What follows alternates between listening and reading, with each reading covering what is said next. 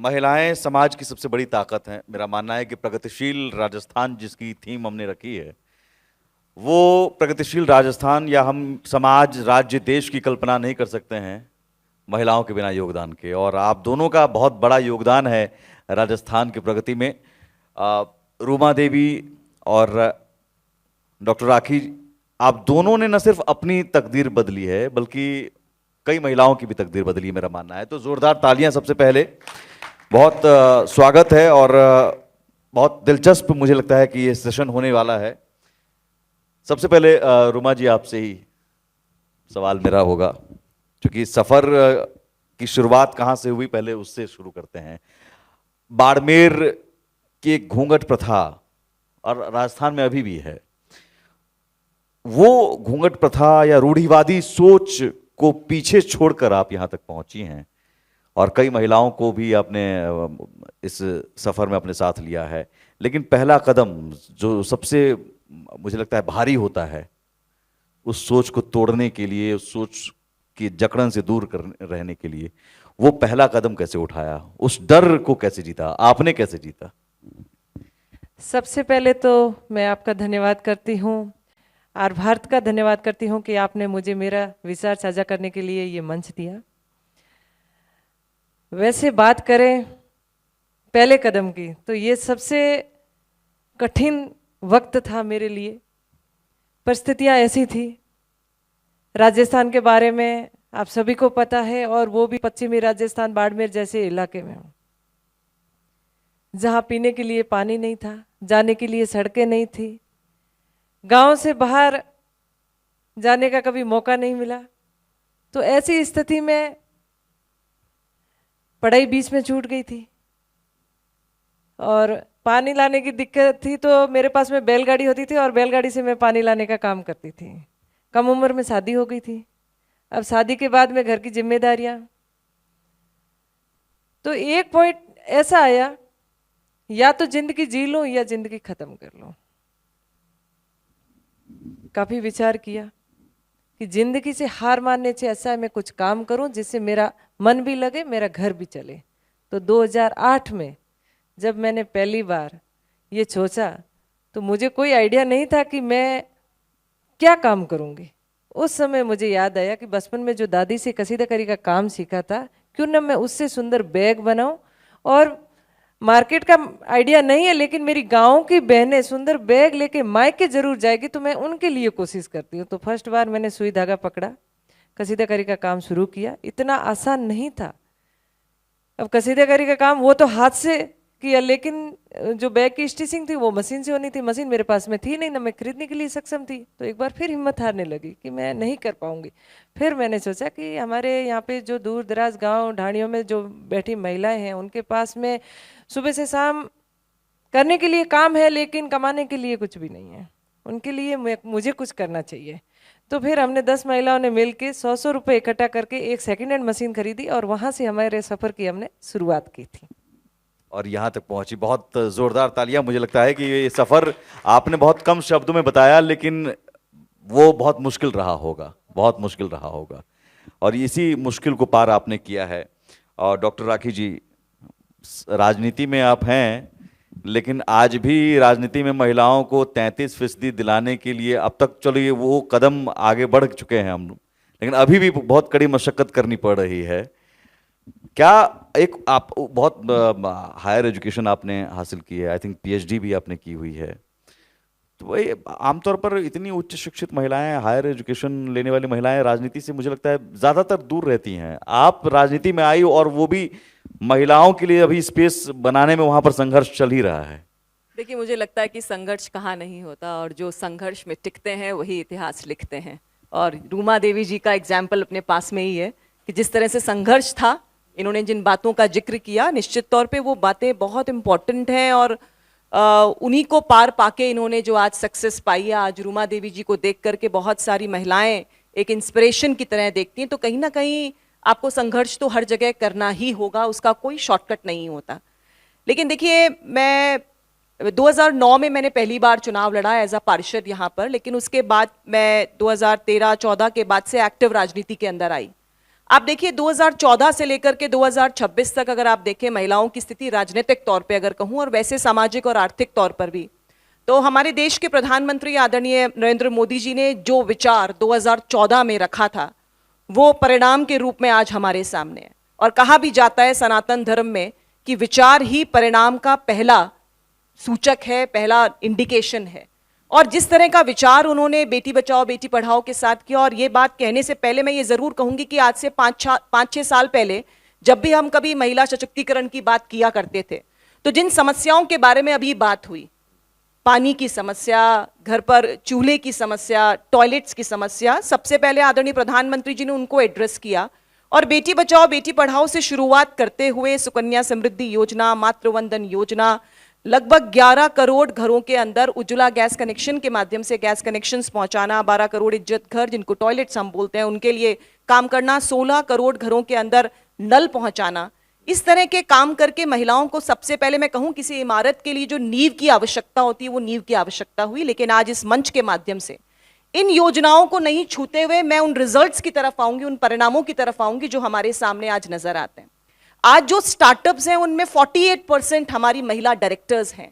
आज सैनिक स्कूल में बच्चियों को एडमिशन है, सेना में परमानेंट कमीशन बच्चियों को मिलता है, 3 करोड़ लखपति दीदी, जिस तरह से रूमा देवी जी ने अपना पूरा जर्नी स्टार्ट करी, मैं समझती हूँ कि उसी तरह से सेल्फ हेल्प ग्रुप्स के माध्यम से हम लोगों ने 3 करोड़ लखपति दीदी पूरे देश में, और राजस्थान में 17 करोड़ लखपति दीदी बन चुकी है, 6 करोड़ का हमारा टारगेट है। सुरक्षा बलों के अंदर 3000 जो पहले महिलाएं थी अब 11000 के आसपास पहुंच चुकी हैं। तो आप देखिए, मैं इस डेवलपमेंट की बात करना चाहती हूं, मैं उन चीजों की यानी वुमेन वेलफेयर से शिफ्ट होकर अब वुमेन लेड डेवलपमेंट की हम लोग बात करने लगे। और मुझे पूरा विश्वास है कि आगे आने वाले कुछ दिनों में ही आपको नारी शक्ति वंदन अधिनियम दिल्ली में लोकसभा में और राज्यसभा में पारित होता नजर आएगा। कई राज्यों में उसके लिए उथल पुथल मचानी पड़ी। देखिए जो भी हो, देखिए मुझे लगता है मोदी जी हैं तो मुमकिन है, मोदी जी जो कहते हैं वो ग्राउंड पर लेकर आते हैं, और उसका सबसे बड़ा उदाहरण है तो वो नारी शक्ति वंदन अधिनियम। विपक्ष कितना भी उसके पीछे अगेंस्ट रहे, लेकिन उन्होंने लगातार इस काम को करने का और धरातल पर जिन बहनों को उन्होंने वादा किया उसको धरातल पर लाने का काम वो कर रहे हैं। और मुझे विश्वास है कि अगली महीने के अंदर हम लोग इसको लोकसभा में अधिनियम वो पास हो चुका है, उसके लिए हाँ, लेकिन वो जो संशोधित था हम चाहते हैं 28-29 में लागू हो, महिला आरक्षण वो डिलिमिटेशन के साथ। हाँ। और सबसे बड़ी बात देखिए, लखपति दीदी की वजह से जो एक बहुत बड़ा बदलाव आया है 2017-18 के अंदर वर्कफोर्स के अंदर 23% महिलाएं थी जो आज की डेट में 42% से ऊपर हो गई। यानी 100 लोगों का अगर रिक्रूटमेंट हो रहा है जिसमें ग्रामीण परिक्षेत्र की जो महिलाएं हैं उनको एक आइडेंटिफिकेशन मिला।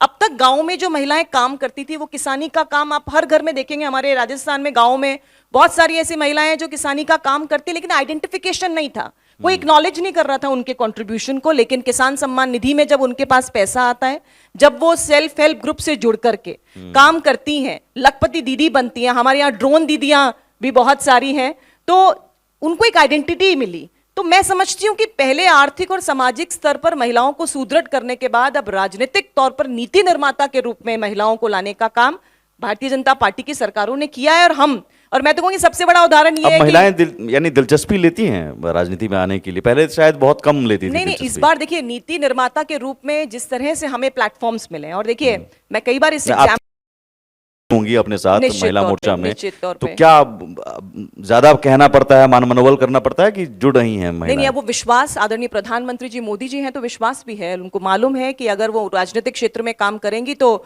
आगे चल के उनको मौका भी मिलेगा। और देखिए ना, आप हर जगह आज पूरे देश का बजट भी महिला बना रही है, राजस्थान का बजट भी महिला बना रही है। तो जिस तरह से महिलाओं के उत्थान के लिए भारतीय जनता पार्टी ने काम किया है, और आप सोच नहीं सकते हैं 2014 से पहले कोई नीति निर्माता के रूप में महिला को लीडर के रूप में एक्सेप्टेंस नहीं थी, लेकिन एक बहुत बड़ा बदलाव आया है। और उस बदलाव के लिए मैंने कहा ना, नींव रखी गई। पहले उन असुविधाओं का ध्यान रखा गया जो समस्याएं महिलाओं को ग्राउंड लेवल पर आ रही थी, और उनको खत्म करके अब नीति निर्माता के रूप में महिलाओं को लेकर आया। और मैं तो ये कहूंगी लाभार्थी वर्ग से निकालकर ग्रोथ इंजन में पार्टिसिपेट करने लायक महिलाओं को। तो यहाँ बड़ा दिलचस्प है कि बाड़मेर से निकलकर एक महिला ने जो पहचान बनाई वो भी हमारे साथ है, कहानी के तौर पर, एक इंस्पिरेशन के तौर पर। और राजनीति में किस तरह से महिलाएं, मैं रूमा जी आपसे समझना चाहूंगा वो अनुभव, वो फीलिंग, क्योंकि लखपति दीदी और तमाम योजनाएं बनती हैं, लेकिन जब तक एक महिला खुद नहीं सोचती है, खुद अपने अंदर जब तक वो दृढ़ शक्ति नहीं आती है कि नहीं मुझे अब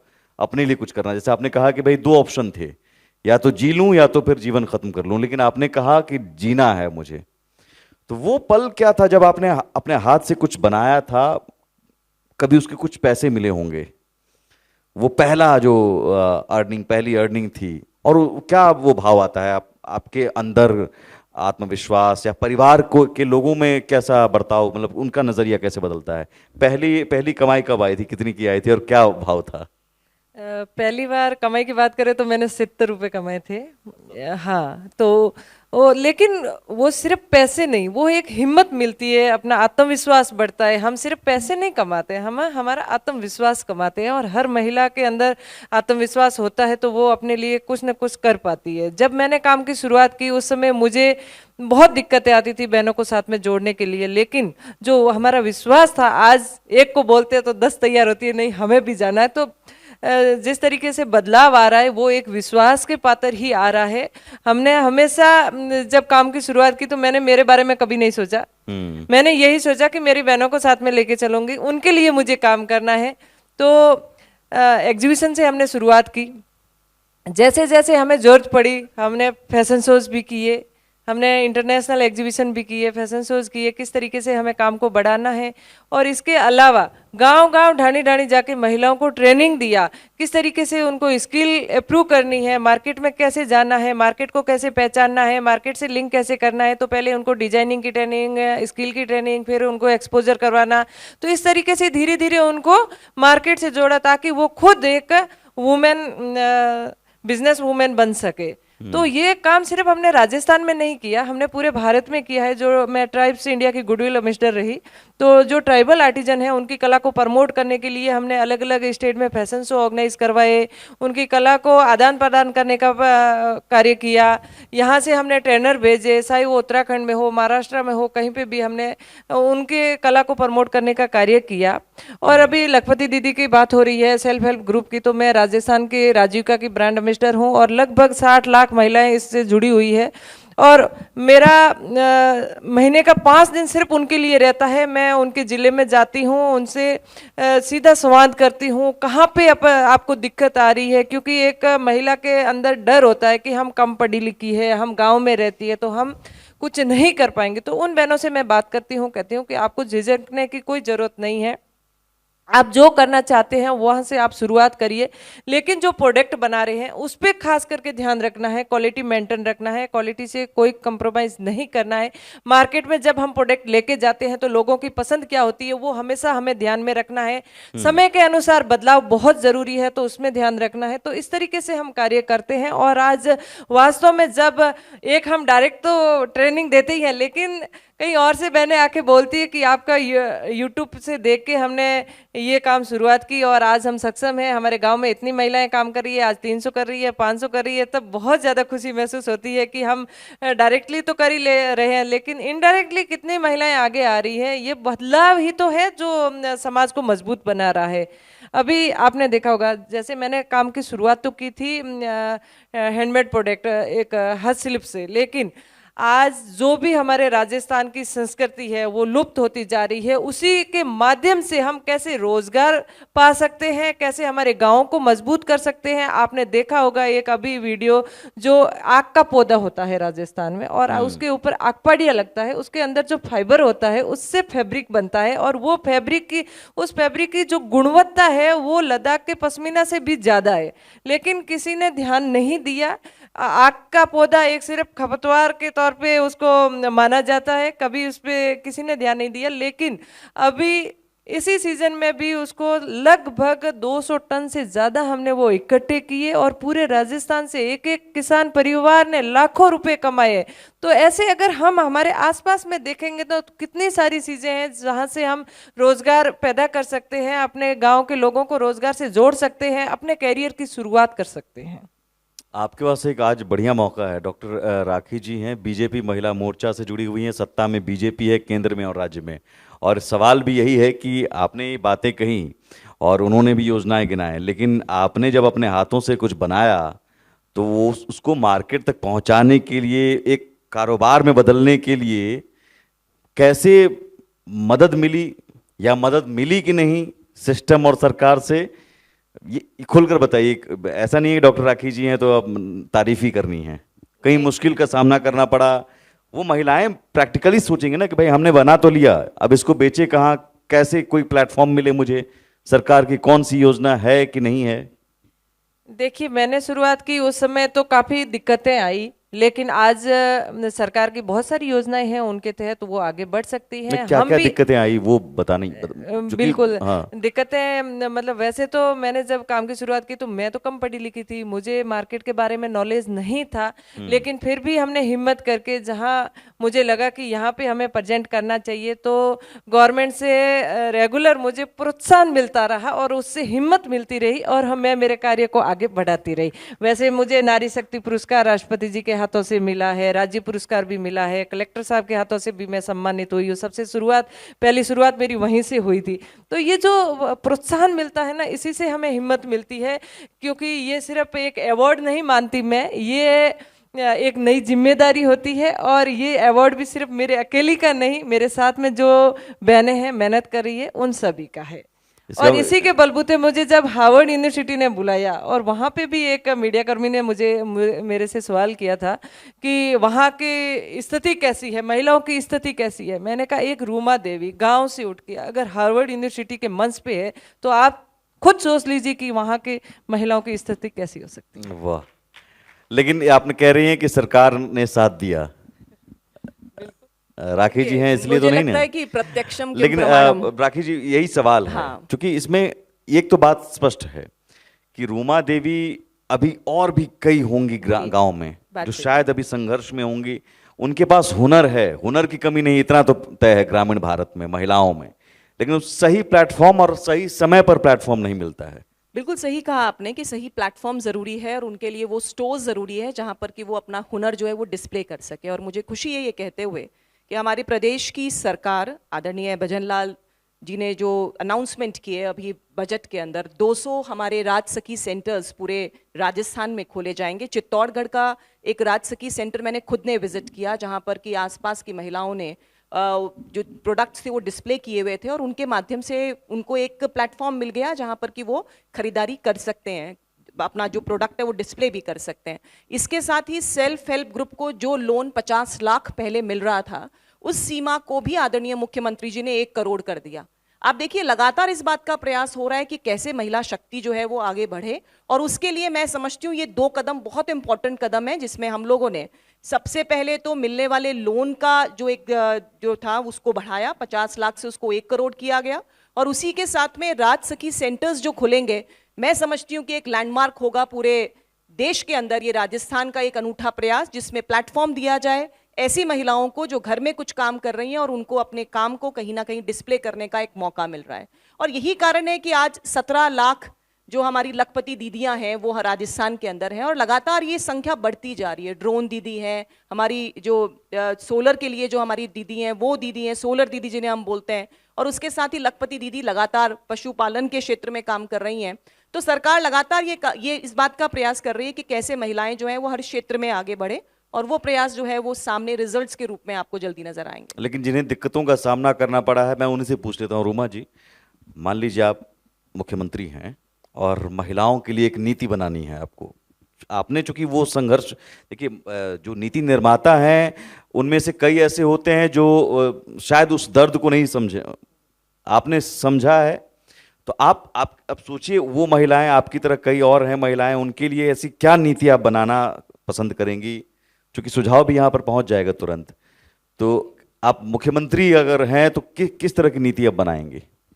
देखिए, सबसे पहले तो जो महिलाएं काम करना चाहती है उनके लिए अभी जैसे बोल रहे हैं कि राजसखी के स्टोर होंगे, तो सबसे पहला क्वेश्चन ही यही है, अगर महिलाएं प्रोडक्ट बना रही हैं तो उनके लिए प्लेटफॉर्म कहाँ है, वो सेल कैसे करेगी। अगर ऐसे वेयरहाउस बन रहे हैं तो उनको कोई चिंता करने की बात नहीं है कि हमारे लिए गवर्नमेंट तैयार है।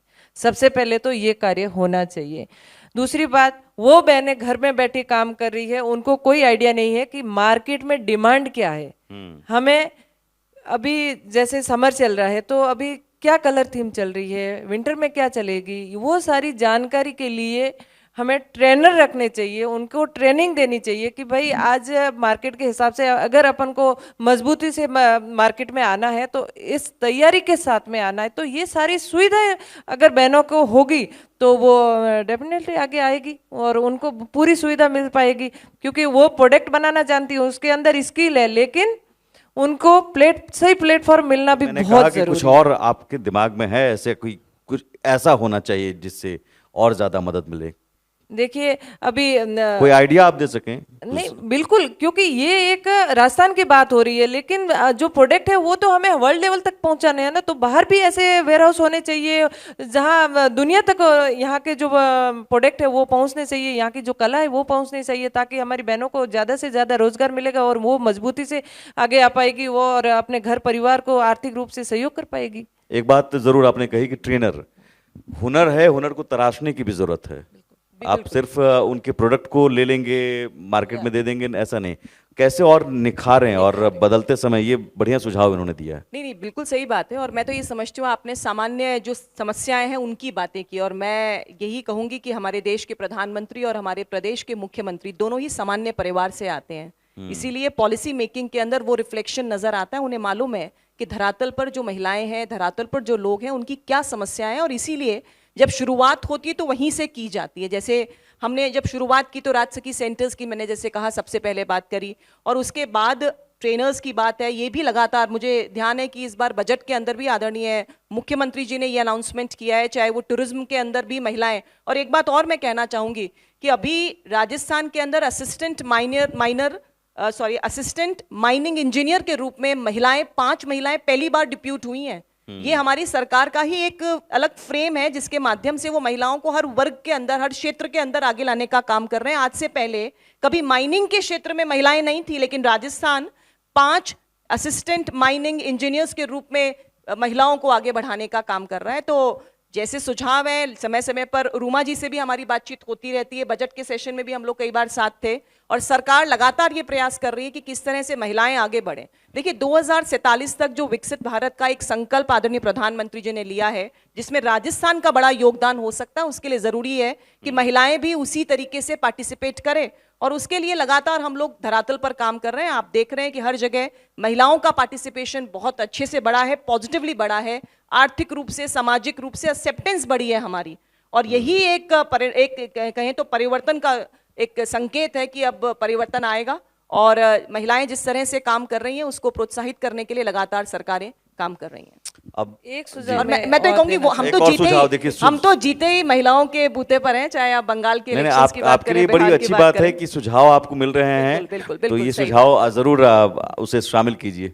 देखिए अब तक तो हम सोच रहे हैं कि महिलाओं के लिए, लेकिन जो यूथ है, अब जो नई पीढ़ी आ रही है, उनके लिए क्या व्यवस्था करनी चाहिए। तो ये पढ़ाई के साथ में स्कूल में इसका 1 घंटा या 2 घंटे ऐसे होने चाहिए, हाँ। या वीकली 1 डे ऐसा रखे, ताकि उनको इन चीज़ों को सीखने का मौका मिले, चाहे वो म्यूजिक है या कला है, संस्कृति है। तो ऐसा अभी तक है नहीं, तो ये स्कूल में अगर हो जाएगा ना तो बहुत बेनिफिट मिलेगा आने वाली पीढ़ी को। न्यू एजुकेशन पॉलिसी में बिल्कुल सही कहा रूमा जी ने, ये एक ऑप्शन रखा गया है जिसके अंदर ब्रेक लेकर के अगर कोई ऑक्यूपेशनल ट्रेनिंग लेना चाहता है बच्चा तो वो ले सकता है। हमारी एजुकेशन सिस्टम अब तक जो मैकेलेज की चली उसमें हम सिर्फ बच्चों को शिक्षित कर रहे हैं, लेकिन उनका हुनर नहीं है उनमें। तो उसमें एक बदलाव लाने का काम आदरणीय प्रधानमंत्री जी ने न्यू एजुकेशन, लेकिन बदलाव आप समझते हैं कि थोड़ा सा स्लो चलता है, उसका एक्सेप्टेंस समाज में थोड़ा स्लो रहता है, लेकिन न्यू एजुकेशन पॉलिसी लागू होने के साथ सुझाव साथ अच्छा है। नहीं, नो डाउट, अगर किसी बच्चे में हुनर है, अब जैसे रूमा देवी में हुनर ऐसा आप में बड़े होकर तो नहीं था, ये हो सकता है गॉड गिफ्टेड भी हो, उसे बस तराशना है और ट्रेनिंग देना है। बच्चे से ही ट्रेनिंग मिले तो बड़े होकर आसान से। अच्छी बात ये क्या है कि मैं मतलब अनुभव मेरे अनुभव है, क्योंकि मेरे पास में रोज कॉल आते हैं कि आप क्या वहाँ पे बच्चों को सिखाते हैं, क्या आप सिंगिंग सिखाते हैं, क्योंकि हमारा एक प्रोग्राम चलता है वाणी उत्सव के नाम से, वीणा पे जो भजन गाते हैं वो उनके लिए साल में एक बड़ा प्रोग्राम होता है, लेकिन 365 दिन वीणा पे गाने वाले कलाकार वहाँ आते हैं, प्रस्तुति देते हैं, उनको सोशल मीडिया के थ्रू आगे बढ़ाते हैं, उनको अच्छा प्लेटफॉर्म मिले और अपना जो संतों की वाणियाँ हैं वो भी आगे बढ़े। तो ऐसी चीज़ें अगर स्कूल में हो जाएगी तो बहुत अच्छा रहेगा, और अभी बहुत अच्छे बच्चे जो है वो नए नए कलाकार आगे आ रहे हैं। चलिए, महिलाओं को लेकर बात हो रही है, लेकिन डॉक्टर राखी जी, आपने कहा महिलाओं के लिए बहुत कुछ हो रहा है। महिलाएं पहले ज़रूरी है कि सुरक्षित रहें और उनका स्वास्थ्य ठीक रहे, लेकिन राजस्थान में बड़ी चिंता की बात आजकल ये है कि प्रसूताओं की लगातार मौत हो रही है। आज अभी भी खबर आई है मेरे पास कि बांसवाड़ा में अभी जस्ट एक मौत हो गई, यानी आज तक पिछले 1.5-2 महीनों में 20 मौतें।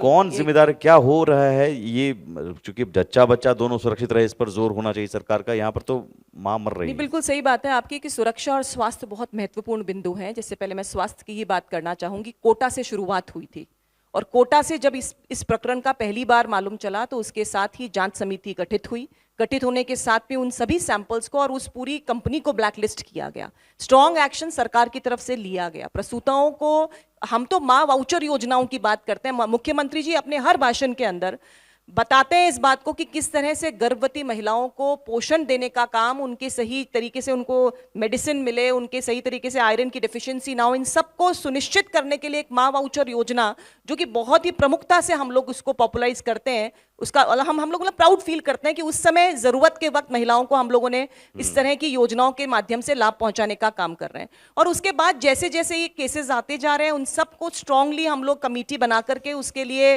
काम करने का प्रयास कर रहे हैं, जिससे कि महिलाएं जो हैं उनकी सुरक्षा जो है वो सुनिश्चित हो सके। देखिए, कई जगह ऐसी भी स्थिति है कि महिलाएं भी इस स्थिति में कई अस्पतालों में आई। मैंने कुछ केसेस देखे थे ऐसे, जिनमें उनकी कंडीशन बहुत ही खराब कंडीशन थी। मतलब उनका प्रसव कहीं और किसी हॉस्पिटल में हुआ था और केस खराब होने के बाद भी, यहाँ खराब होने के बाद हॉस्पिटल, सरकारी हॉस्पिटल के अंदर वो आई। लेकिन जो भी हो, सरकार का काम है कि वो जो भी महिलाएं वहां पर आई हैं उनके लिए लगातार काम करे और ये ऐसी घटनाएं आगे से ना हो, इस बात को सुनिश्चित करने का। आगे से ना हो, ये लगातार घटनाएं हो रही हैं। आपने कोटा पर जवाब दिया है। जी जी। उसके बाद भी बीकानेर, जोधपुर, डिडवाना, भीलवाड़ा, बांसवाड़ा हो क्या रहा है? देखिए, चिकित्सा मंत्री खुद बांसवाड़ा थे, उन्होंने खुद जाकर के वहां का सुपरविजन किया है, वहां पे चेक मांग किया रहे हैं। वो तो कह रहे हैं कि देखिए उसको गलत कॉन्टेक्स्ट में देख रहे हैं, लेकिन मुझे लगता है कि ब्रेक के बाद जवाब देंगे। काम वो मासूम बच्चे ब्रेक कैसे लें जिनके सर से माँ का साया उठ गया? वो परिवार कैसे ब्रेक ले? मंत्री जी को बोलिए कि वो परिवार कैसे ब्रेक ले। मुझे लगता है कि जो आपने देखा है ब्रेक वाली बात, उससे पहले जो बातचीत थी वो भी लोगों को सुननी चाहिए कि उन्होंने किस तरह से स्ट्रांग खुद वो पहुंचे वहां पर, वहां जाकर के उन्होंने इस पूरे केस की समीक्षा की और उसके माध्यम से कैसे महिलाओं की सुरक्षा जो है वो सुनिश्चित हो सके, इसके लिए काम किया। हम सुरक्षा की जब बात करते हैं तो ये मुख्य मुद्दा था 2023 के अंदर जब हम आए थे, क्योंकि कांग्रेस कार्यकाल में राजस्थान लगातार एनसीआरबी की रिपोर्ट में नंबर 1 दुष्कर्म के केसेस में था। और यहाँ की विधानसभा में आपने सुना होगा, हाँ, मर्दों का प्रदेश है और इसीलिए दुष्कर्म में हम नंबर 1 है। यहाँ के जो मिनिस्टर थे, कैबिनेट मिनिस्टर ने विधानसभा में ये स्टेटमेंट कांग्रेस के दिया। लेकिन आने के साथ ही आदरणीय मुख्यमंत्री जी ने इस बात का प्रयास किया कि कैसे महिलाएं सुरक्षित रहे, और उसके लिए एक राजकॉप सिटीजन ऐप है, 181, 112, ऐसे बहुत सारी हेल्पलाइंस आई। और मुझे खुशी है कहते हुए कि 10% महिला अपराध जो है यहाँ पर कम हुआ। लेकिन एक बात मैं और भी कहना चाहूंगी, देखिए, पुलिस तो अपना काम करेगी निश्चित तौर पे, उस पे तो अभी 2 दिन पहले मुख्यमंत्री जी ने मीटिंग करके एसपी को, आईजी को, इनको कहा कि आप जिम्मेदार होंगे अगर कोई भी महिला अपराध होता है। लेकिन जो महिला अपराध है उसकी आप डेटा को एनालाइज करोगे तो ज्यादातर जगह पे ऐसा देखा है कि अपराधी जो होगा या जो आरोपी होगा वो घर परिवार में ही होता है। तो आप देखिए, ज्यादातर केसेस के अंदर परिवार के ही किसी सदस्य के द्वारा महिलाओं को प्रताड़ित किया जाता है, और उसके लिए महिला का आर्थिक रूप से सुदृढ़ होना जरूरी है। मैं ये कहना चाहती हूं कि एक तरफ तो पुलिस काम कर ही रही है, लेकिन साथ साथ ये जो लखपति दीदी वाली बात है, आज 17 लाख लखपति दीदी हमारे प्रदेश में अगर है तो परिवार के किसी सदस्य की हिम्मत नहीं होती कि आर्थिक तौर पे अगर मजबूत महिला है तो उसके साथ में गलत व्यवहार हो जाए। तो एक तरफ तो पुलिस प्रशासन काम कर ही रहा है, लेकिन साथ साथ हम लोग सामाजिक स्तर पर भी महिलाओं की पोजीशन को बेहतर करके ये जो सुरक्षा का जो एक प्रॉब्लम है उसको बेटर करने का प्रयास कर रहे हैं। और मैं समझती हूँ कि ये भी एक बहुत महत्वपूर्ण आयाम है कि महिलाएं अगर आर्थिक तौर पर सुदृढ़ हो जाएंगी तो घर में जो होने वाली घटनाएं हैं उसमें बड़े लेवल पर रोकथाम हो। चलिए, वो तो अपराध की बात, लेकिन प्रसूताओं की मौत का सवाल था जो अभी भी मिस्ट्री बनी हुई है। आपने सुरक्षा और चिकित्सा दोनों की बात तो की, मैंने कहा कि प्रसूताओं की मौत अभी भी मिस्ट्री बनी हुई है, डेली एक नई घटना हो रही है। और ये उस दौर में पहले होता था। मुझे लगता है इस पर रूमा जी बेहतर बता पाएंगी, और मैं ज़रूर, क्योंकि उनके साथ त्रासदी भी हुई है। उस दौर में होता था, मतलब ऐसा चलता था क्या? बिल्कुल। स्वास्थ्य चिकित्सा कहीं मेरी खुद दूर? की मम्मी, जब मेरा छोटा भाई हुआ था तो मम्मी और भाई दोनों नहीं बचे थे, और जब मेरा फर्स्ट बेबी हुआ था तो वो भी नहीं बचा था। तो मेरे साथ में ये घटना हो चुकी है, लेकिन अभी उस परिस्थिति से अभी कुछ सुधार हुआ है, और अब जरूरत है वो है जागरूकता की। हम्म। अब मैं बात करूं, अगर बॉर्डर पे बैठा कोई आदमी अगर पीड़ित है तो वो बाड़मेर, और बाड़मेर से जोधपुर आने में कितना समय लगता है। इसके लिए थोड़ी सी व्यवस्था अपन को और सुधारने की जरूरत है, और इसके साथ साथ में जागरूकता फैलाने की और जरूरत है, क्योंकि महिलाओं को जब तक हम जागरूक नहीं करेंगे तो वो छोटी छोटी पीड़ा को नहीं बता पाती है। वो न परिवार में बता पाती है, और न कहीं जाके सरकार ने सुविधाएं भी की है, आंगनवाड़ी दिया है, स्वास्थ्य केंद्र दिया है, सीएससी पीएससी दिया है, लेकिन वहां तक जाने के लिए महिलाओं को जागरूक करना बहुत जरूरी है। क्योंकि वो घर परिवार को बताती है तो शायद हो सकता है कि वो सहयोग नहीं कर रहे हैं, तो वो घर में ही रह जाती है और तब तक का टाइम निकल जाता है। तो इसके लिए भी हमें कुछ ना कुछ करना होगा उनको जागरूक करने नहीं, के लेकिन ग्रामीण भारत की जो महिलाएं, खासतौर पर ग्रामीण राजस्थान की महिलाएं, मैंने कहा घूंघट प्रथा, एक रूढ़िवादी सोच, अब बदलाव आप देख रही हैं? बिल्कुल देख रही हूँ। आज मैं इस फील्ड में आए हुए मुझे लगभग 18 साल हो गए हैं, और इन 18 सालों में जो मैंने बदलाव देखा है वो बहुत ही मतलब स्पीड से बदला है, और आने वाले 18 सालों में तो और ज़्यादा बदलाव आने की हमें संभावना है। लेकिन फिर भी मैं कहूँगी कि अभी भी हमें जागरूक होने की ज़रूरत है। चलिए, अब एक बात और बता दूं कि रूमा देवी जी केबीसी में अब जब आप गई थी, अमिताभ बच्चन के सामने हॉट सीट पर बैठी थी सोनाक्षी सिन्हा के साथ, वो अनुभव कैसा था? कितनी राशि जीती थी आपने? देखिए, अनुभव पहले बता देती हूँ, क्योंकि मेरे घर पे टीवी नहीं थी उस समय, लाइट नहीं थी। अच्छा। मुझे ज़्यादा जानकारी नहीं थी। जब मेरे पास में कॉल आया कि हम सोनी चैनल से बोल रहे हैं, आपको हम केबीसी में इनवाइट कर रहे हैं, तो मैंने कहा भैया वहाँ तो पढ़े लिखे लोग जाते हैं, मुझे कौन बुलाएगा, ज़रूर फेक कॉल होगा। फिर दूसरे दिन कॉल आया कि नहीं, हम सोनी चैनल से ही बोल रहे हैं, हमारा फ्राइडे को स्पेशल शो होता है, उसमें हम आपको इनवाइट कर रहे हैं एज ए गेस्ट के तौर पे, और हम कर्मवीर अवार्ड से आपको नवाजेंगे, और आपके साथ में एक सेलिब्रिटी रहेगी जो आपके क्वेश्चन आंसर के सहयोग करेगी। तो मैंने कहा फिर आप अपना ईमेल भेजिए। फिर उनका मेल आया, फिर उनकी टीम पहुंची, बाड़मेर में 5 दिन तक शूटिंग चली। फिर मुझे बॉम्बे बुलाया गया अमिताभ बच्चन जी के साथ में, एक दिन पूरा मिला शूटिंग करने के लिए। तो ये जो एक्सपीरियंस हमारा बहुत अच्छा था, क्योंकि कहीं कहीं देखा हुआ था हमें अमिताभ बच्चन जी को, लेकिन उन्होंने अपने अनुभव हमारे साथ में साझा किए। क्योंकि जब उनकी रेशमा और शेरा की फिल्म शूटिंग हुई थी जैसलमेर बाड़मेर में, उस समय वो बोल रहे थे कि हमने बच्चों को पूछा कि बारिश कब हुई, तो वहाँ के बच्चों को पता ही नहीं था कि बारिश होती कैसी, क्योंकि उस समय 7 साल रेगुलर बारिश नहीं हुई थी, और जो 7 साल के बच्चे थे उन्होंने तो बारिश देखी ही नहीं। तो किसी ने बोला कि ऊपर से पानी कब गिरा, तो बड़े लोग बोलते कि 7 साल पहले। तो इस तरीके से जब बातें की उन्होंने, और बहुत ही सहजता से हमारे साथ में बातचीत हुई, तो बहुत अच्छा लगा। और वहाँ का एक्सपीरियंस, वहाँ जाके हमें लगा कि वास्तव में जो हम काम कर रहे हैं उनका कितना मतलब कहते हैं कि लोगों में क्रेज है। तो ये बहुत अच्छा लगता है। क्रेज वाली बात और आपने अपने की बात है। की नहीं, अपनी जो कला है उसका कितना क्रेज है। वो लोगों, आज भी लोग कहीं पे भी मिलते हैं तो बोलते हैं आपको तो हमने केबीसी में देखा। अरे मैंने कहा वो तो 7 साल बीत गए तो फिर भी लोगों के दिल में बचे हुए। तो ये जो कला है ना, ये कला एक दिल को टच कर जाती है। नहीं, आपने 10 महिलाओं से शुरू करके 30,000 से ज़्यादा महिलाओं को आत्मनिर्भर बनाने में मदद की, तो ये बहुत बड़ी बात है। इसके लिए आपको हर मंच पर सम्मान, और आज रिपब्लिक भारत के मंच पर भी मैं सम्मानित कर रहा हूं कि आप यहाँ पर हैं, और तालियां एक बार ज़रूर। डॉक्टर राखी जी, अब यहाँ से चूंकि एक तो आपके पास मैं कहूँगा ब्रांड एम्बेसडर हैं रूमा देवी जी राजस्थान में महिलाओं के विकास को लेकर, अब यहाँ सामाजिक आर्थिक के साथ साथ राजनीतिक तौर पर आपने कहा नीति निर्माता, लेकिन एक बड़ी चुनौती क्या है ना कि हम देखते हैं कि महिलाओं को आरक्षण भी दे दीजिए तो भी आज भी बिहार से भी लेकर अलग अलग राज्यों में क्या होता है, मुखिया पति, सरपंच पति, नाम पत्नी का ही, मतलब महिला ही सरपंच बनती हैं आरक्षण देने के बाद, मजबूरी होती है, लेकिन चलाता पति है। तो ये आरक्षण देने से भी कुछ नहीं होगा। फिर देखिए, उनको आप सशक्त बनाएंगे, शिक्षित करेंगे, खुद से उनके अंदर एक आत्मविश्वास होना चाहिए। नहीं तो आज भी ये स्थिति है कि बिहार में या किसी राज्य में जिस राज्य में आरक्षण है, महिलाओं को 50% तक आरक्षण, लेकिन क्या वो एक लाइन भी अपने से फैसला ले पा रही हैं? नहीं ले पा रही हैं। देखिए क्या है, ये वाली समस्या, जैसे मैं अगर अपनी बात करूं तो मुझे भी 2009 के अंदर जिस सीट से लड़ाया गया था वो आरक्षित सीट थी। मैं राजनीतिक क्षेत्र में नहीं थी, लेकिन परिवारजनों ने मुझे खुला वो मंच दिया, जिसके कारण मैं आज जो मेरी पार्टी में काम कर पा रही हूँ वो स्थिति पर मैं हूँ। लेकिन मैं आपसे एक बात कहूंगी, हमारी पार्टी ने इस बात को समझा कि सिर्फ आरक्षण देने से महिलाएं आगे नहीं आएगी, ये पार्षद पति, प्रधानपति, ये वाली समस्याएं जो हैं वो रहेंगी। और इसीलिए हम लोगों ने अपने संगठन के अंदर 33% महिलाओं की सीट को फिक्स किया।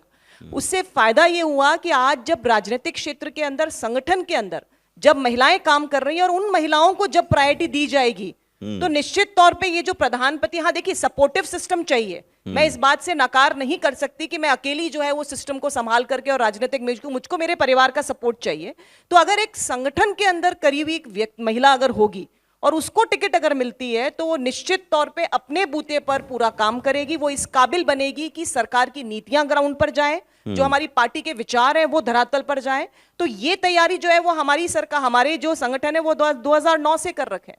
हम लोग 2009 से लगातार संगठन के अंदर आप कोई लिस्ट उठाएंगे तो उसमें 33% के आसपास आपको महिला प्रतिनिधि नजर आएंगी। तो जब हम लोगों ने संगठन के स्तर पर महिलाओं को सुदृढ़ किया, तो अब की बार आप देखिएगा नारी शक्ति वंदन के अंदर बहुत सारी ऐसी महिलाएं होंगी जो कि संगठन स्तर पर तैयार होकर के जन सेवा के कार्य में लगेंगी जब हमें मौका मिलेगा। रुमा देवी जी राजनीति में जाएंगी? नहीं, बिल्कुल कोई विचार नहीं है। मैं जो काम कर रही हूँ मुझे उसी में खुशी मिलती है। उसी में खुशी मिल रही है। लेकिन एक चीज बताइए, ब्रांड कोई लॉन्च किया है आपने? आपने जो बनाया है कुछ ब्रांड लॉन्च किया? क्योंकि बात तो केबीसी की हो रही थी, तो वहाँ सोनाक्षी सिन्हा ने कहा था ब्रांड एम्बेसडर मैं बन जाऊंगी। बिल्कुल, तो ब्रांड बनाने के लिए काफी लोगों ने मुझे बोला, लेकिन मेरा जो स्वभाव है वो बिजनेस करना नहीं, लोगों की मदद करने का है। नहीं, लेकिन तो इस हिसाब से मुझे रुमा देवी की बनाए प्रोडक्ट्स चाहिए, तो मैं कहाँ से लूँ? क्या एक ब्रांड होने से क्या होता है? अच्छा, बिल्कुल। तो अभी वो ब्रांड की पूरी तैयारी हो रही है, थोड़े दिन में लॉन्च होगा रोमायना के नाम राखी जी मदद कर रही हैं।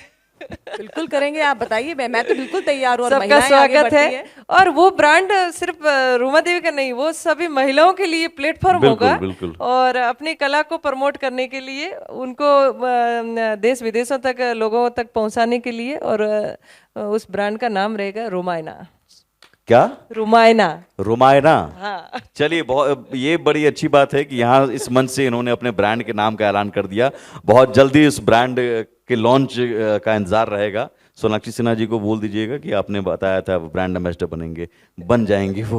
हालांकि आपके प्रोडक्ट के लिए ब्रांड एम्बेसडर और भी बहुत सारे मिल जाएंगे। बहुत शुक्रिया, बहुत शुभकामनाएं आपको रुमा जी, आपके इस ब्रांड के लिए और आगे की जर्नी के लिए। आपको भी बहुत शुभकामनाएं और शुक्रिया मैम। आप दोनों का एक बार जोरदार तालियां। Thank you.